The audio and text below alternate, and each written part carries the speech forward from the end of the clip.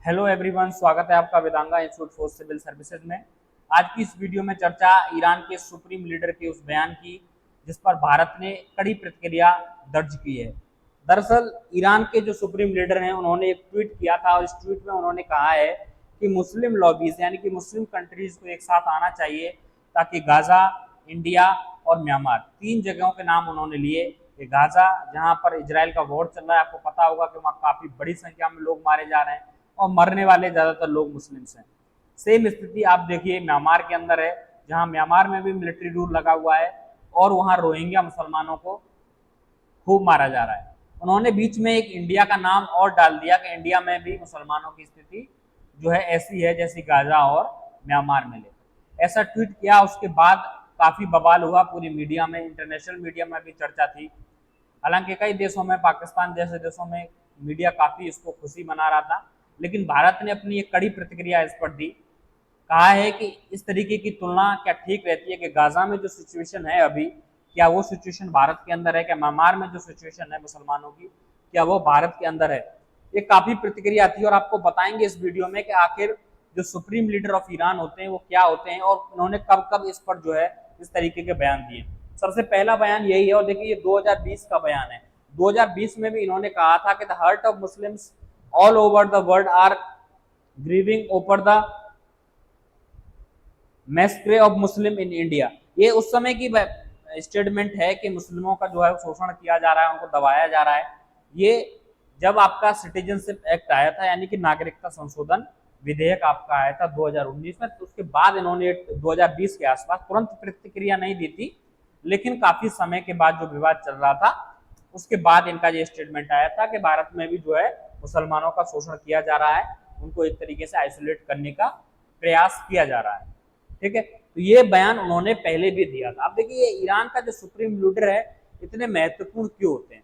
देखिए आप देखिए सबसे ऊपर अगर सर्वोच्च कहें तो सुप्रीम लीडर ही होता है। सुप्रीम लीडर से नीचे आते हैं सब बाकी के राष्ट्रपति और जो वहां के और जो मिनिस्टर्स हैं, पार्लियामेंट है, वो सब इसके नीचे आते हैं। सर्वे सर्वा आपका सुप्रीम लीडर होता है। आपको पता होगा अभी कुछ दिन पहले ही चुनाव हुए थे ईरान के अंदर, लेकिन सुप्रीम लीडर आपका ये लगातार चलते आ रहे हैं, यही अपना सुप्रीम लीडर है, यही अपना वंशज किसी को चुनेंगे।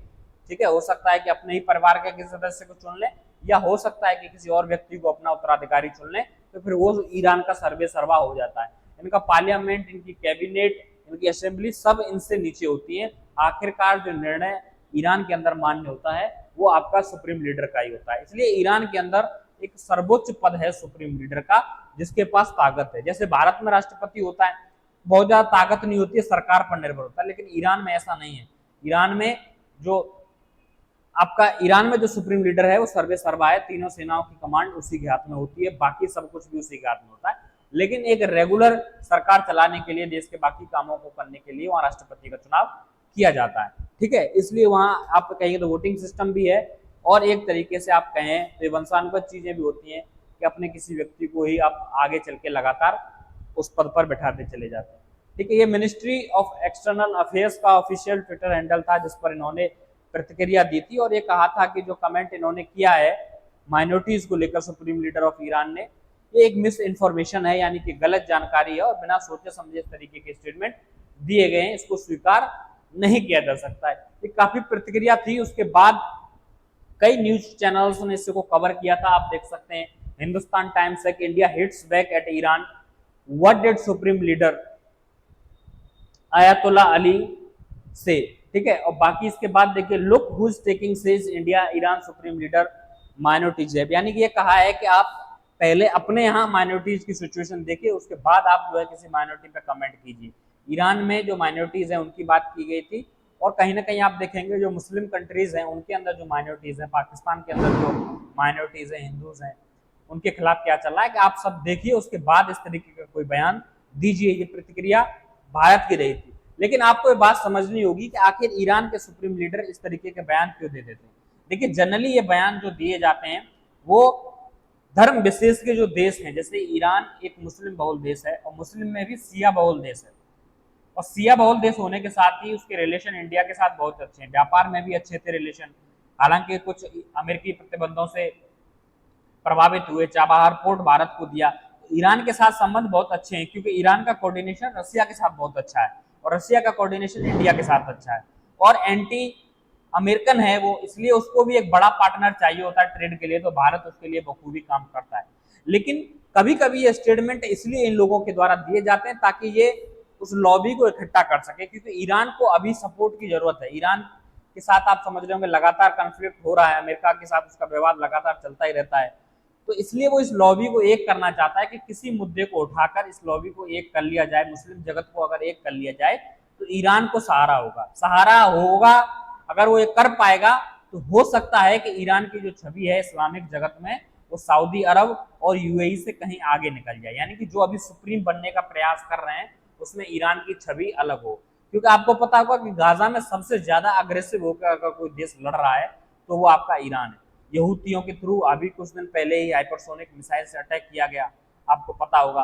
तो कहीं ना कहीं इनडायरेक्टली ईरान काफी बड़े तादाद पर हथियार प्रोवाइड करा रहा है उन लोगों को, यानी कि ईरान ही एक मेजर लीडर है इस वॉर के अंदर मुस्लिम जगत की तरफ से।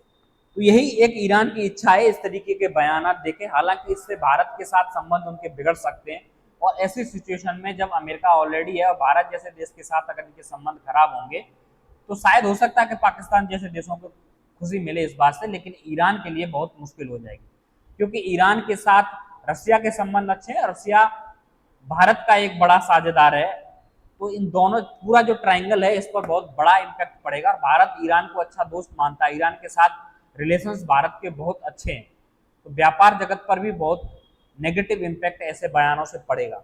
हालांकि देखते हैं आने वाले समय में क्या कुछ होता है, क्या कुछ ईरान इस पर सफाई देता है कि नहीं देता है, क्या सिचुएशन होगी वो देखेंगे। लेकिन सुबह से चर्चा थी कि ईरान जो सुप्रीम लीडर हैं उन्होंने इस तरीके का बयान जो है वो दिया है। अगर कोई अपडेट इस वीडियो से लेकर आएगा तो आपको नेक्स्ट पार्ट में आपके साथ जुड़ेंगे। आज की वीडियो में बस इतना ही रहेगा, तब तक के लिए धन्यवाद।